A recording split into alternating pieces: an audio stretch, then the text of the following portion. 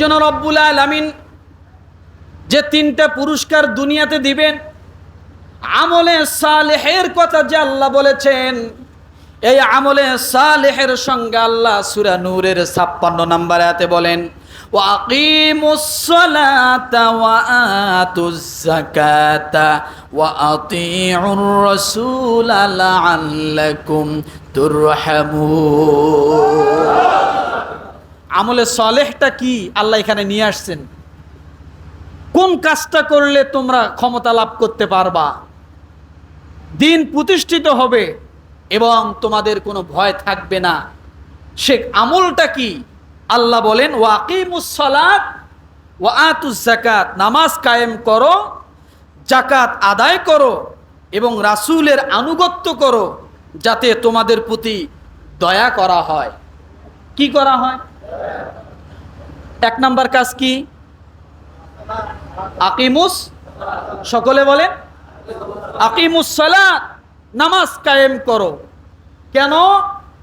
আপনি নামাজ বাদ দিয়ে যত আন্দোলন করেন না কেন, ওই আন্দোলনে শক্তি জাগবে না। আন্দোলনে যদি আপনি শক্তি গুছাইতে চান, শক্তি সঞ্চয় করতে চান, তাহলে লাগবে কি? কি লাগবে?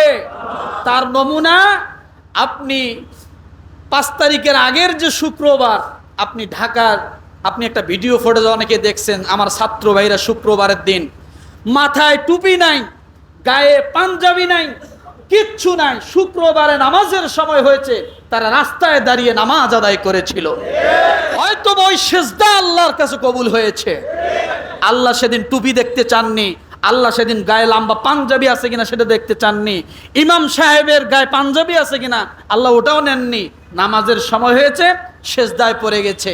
এই নামাজের মাধ্যমে আপনি যে কোনো কাজকে শক্তিশালী করার মাধ্যম হলো নামাজ। কি বলেন তো? নামাজ নাই আপনি দুর্বল, নামাজ নাই আপনি দুর্বল। আর নামাজিকে আপনি যতই দুর্বল দেখেন না কেন, কসম আল্লাহর, সে দুর্বল নয়, সে দুর্বল নয়, সে দুর্বল নয়। যার উপমা ফেরাউন আর মুসা আলাইহিস সালাম। মুসা আল্লাহর পথের প্রতীক, তাই মুসা আসার কথা শোনার সঙ্গে সঙ্গে ফেরাউন জারি করে দিয়েছিল যে যার গর্ভে এই মুহূর্তে সন্তান আছে, সন্তানদেরকে মেরে ফেলো। আচ্ছা, পেটের বাচ্চা ফেরাউনের কি ক্ষতি করবে? কি ক্ষতি করবে?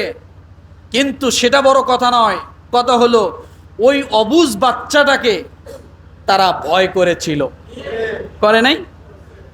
এই রকম ভাবে আপনি যুগ যুগ ধরে আপনি দেখেন যে যারা আল্লাহর পথের পথিক হয়, তারা মায়ের পেটেও যদি থাকে তারপরেও দুষ্কৃতিকারীরা তাদেরকে ভয় পায়।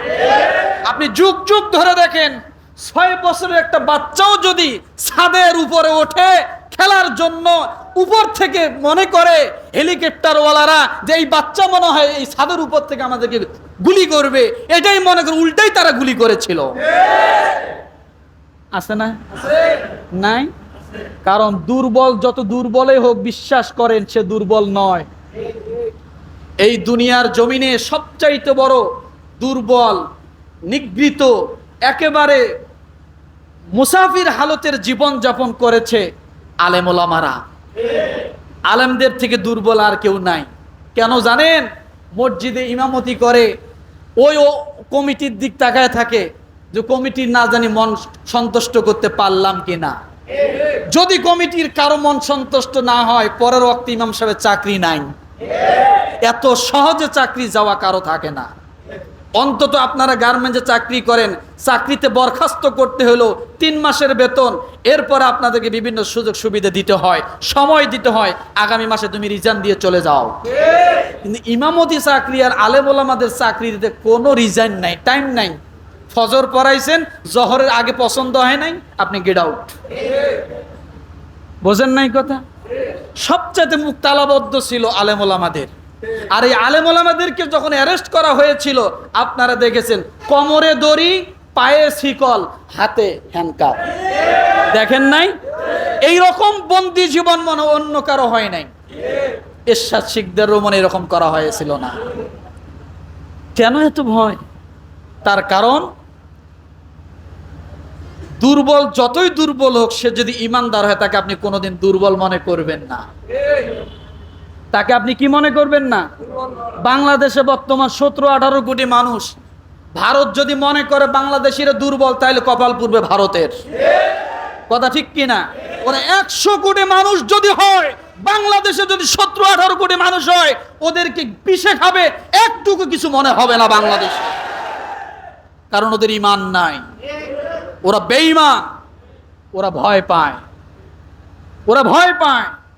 আমরা মরার পরেও বাঁচার চিন্তা করি, আমরা বাঁচবো, আর ওরা জান আমি মরে গেলেই শেষ, যার কারণে ওরা মরারে ভয় পায়। আর আমরা মনে করি মরলে তাই কি হয়েছে, এরপর আমি আরেকটা সুখী জীবন পাবো, যার কারণে আমরা মরার ভয় করি না। আর ওরা জান আমি মরলেই এই দুনিয়ার মানুষে পুরে শেষ করে দিবে, আর কি আছে, শেষ। আর আমরা জানি আমি মরলে হয়তো 60 বছর জীবনের থেকে আমি ইস্তফা পাবো, পরবর্তী জীবনে আমার আর কোনো টাইম টেবিল নির্ধারণ করা থাকবে না, যার কারণে মরার ভয় আমরা পাই না। ওরা যতই পানি ঢালুক না কেন, পানি ছাড়ুক না কেন, আমরা মরিয়াও মরবো না। আমরা সাঁতারও জানি, আমরা বাঁচতে জানি, সহযোগিতা করতে জানি, সহমর্মিতা করতে জানি, একে অপরের পাশে দাঁড়াইতে জানি, কিন্তু ওরা এটা জানে না। আমার ভাইরা, তাহলে 1 নাম্বার শক্তিশালী হতে হলে কি লাগবে? নামাজ। 2 নম্বরে ওয়াতুজ যাকাত, যাকাত প্রতিষ্ঠিত হতে হবে। সহমর্মিতা, একজন আরেকজনকে দান করবে। কি করবে? দান করবে। এরপরে বলছে ওয়াতিউর রাসূল। এই ওয়াতিউর রাসূলটা কেন? আপনি রাষ্ট্র ক্ষমতা চান, আপনি দিন প্রতিষ্ঠিত চান, আপনি ভয় এবং নিরাপত্তা চান, ওয়াতিউর রাসূল, আল্লাহ রসুলের সুন্নতের বাইরে যেটা পারবেন না। ওয়াতিউর রাসূল, আপনি যদি 3টে পুরস্কার হতে চান আল্লাহর তরফ থেকে, আপনি সুন্নতের পাবন্দির উপরেই চলতে হবে, তাহলে আপনি পাবেন।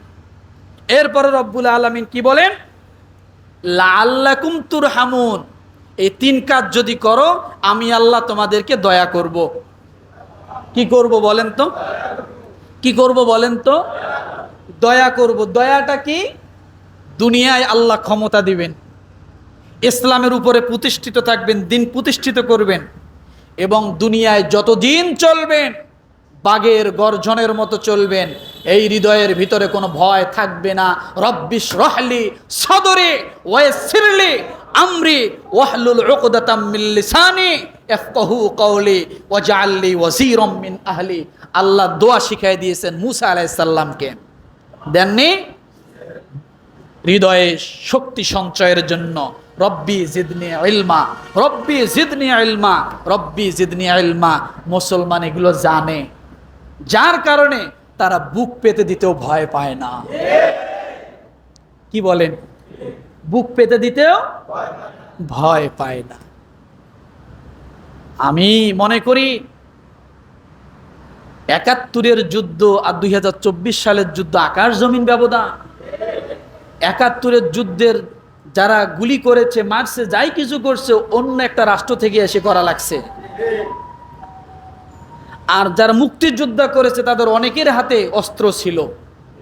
আর ২৪ সালের যুদ্ধ যা হয়েছে, এক পক্ষের হাতে কোনো অস্ত্র নাই, বিনা অস্ত্রে তারা বন্দুকের সামনে যেয়ে দাঁড়িয়েছে। এটাই কঠিন ছিল।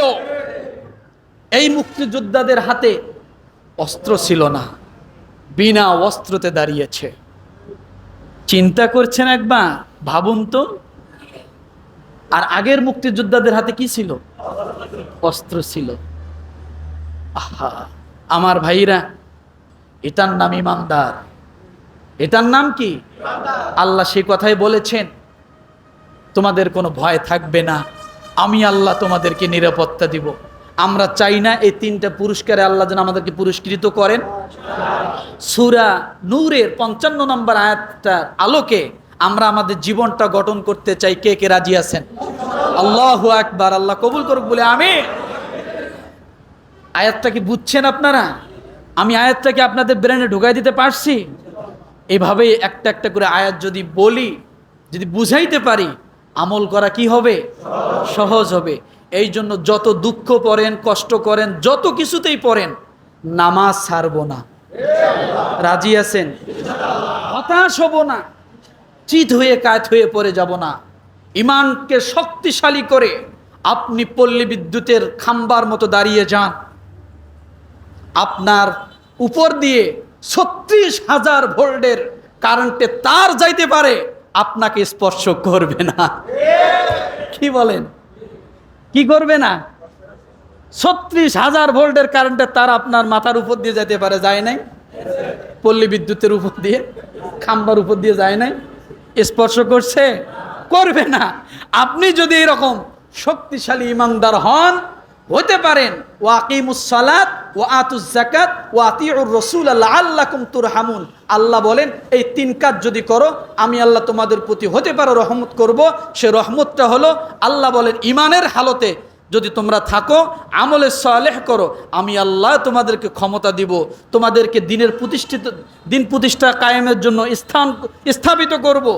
এরপরে তোমাদের কোনো ভয়। তাহলে এই আয়াতের আলোকে আমরা যতটুকু বুঝলাম 55 এবং 56 সূরা নূর, যে সর্ব অবস্থায় নামাজ ছাড়া যাবে না। কি বলেন? নামাজ ছাড়া যাবে না। আর একে অপরের প্রতি সহমর্মিতা করতে হবে, আতুজ যাকাত।